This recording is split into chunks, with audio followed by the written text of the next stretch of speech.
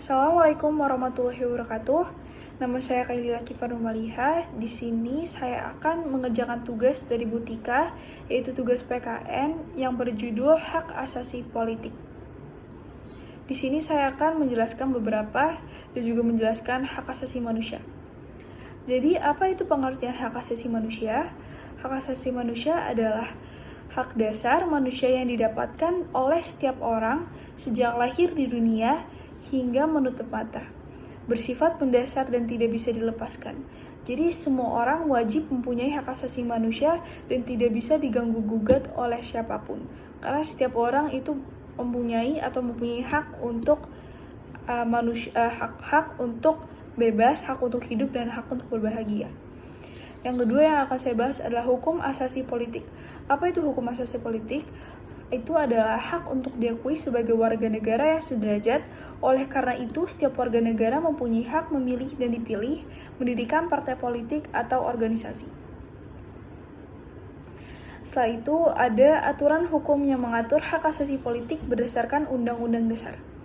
Yang pertama ada pasal 27 ayat 1 Undang-Undang Dasar 1945 menentukan bahwa segala warga negara bersamaan kedudukannya di dalam hukum dan pemerintahan dan wajib menjunjungi hukum dan pemerintahan itu dengan tidak ada kecualiannya. Yang kedua adalah pasal 28D ayat 3 yaitu menentukan bahwa setiap warga negara berhak memperoleh kesempatan yang sama dengan pemerintahan. Yang ketiga adalah Undang-Undang Nomor 39 Tahun 1999 tentang hak asasi manusia mengatur hak pilih dalam pasal 43 yang menentukan bahwa setiap warga negara berhak untuk dipilih dan memilih dalam pemilihan umum berdasarkan persamaan hak melalui pemungutan suara yang umum, bebas, rahasia, jujur, dan serta yang lainnya. Setelah itu ada hak-hak yang dijamin berdasarkan Undang-Undang Dasar 1945.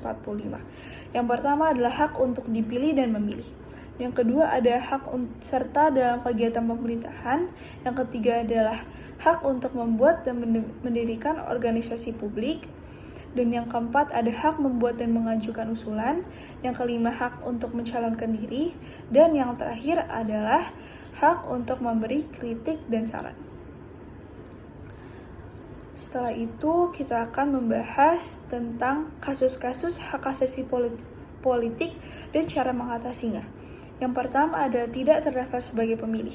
Syarat-syarat untuk menjadi pemilih adalah yang pertama, usianya adalah lebih dari 17 tahun, memiliki KTP, dan belakangan ini juga ada peraturan baru yang mewajibkan pemilih untuk mempunyai iktp.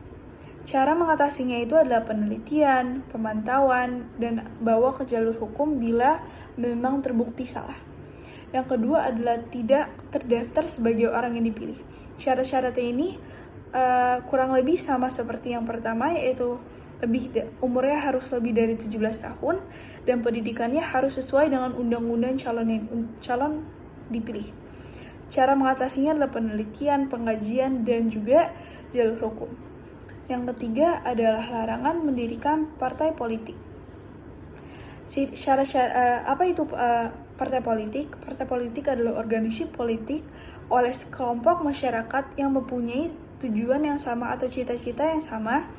Persyaratannya itu harus sama dengan persyaratan yang berdasarkan KPU dan juga harus 50 di dalam organisasi itu harus ada 50 orang dan juga usia-usianya harus 21 tahun atau di atasnya.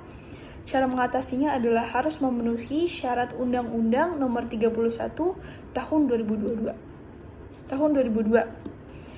Yang habis itu yang keempat ada money politik. Money politik adalah kurang lebih adalah menyuap atau memberi uang untuk kepentingan untuk membeli suara kepada calon tertentu. Cara mengatasinya adalah kejujuran, penyelidikan, dan pemantauan. Setelah itu ada larangan mengusulkan pendapat.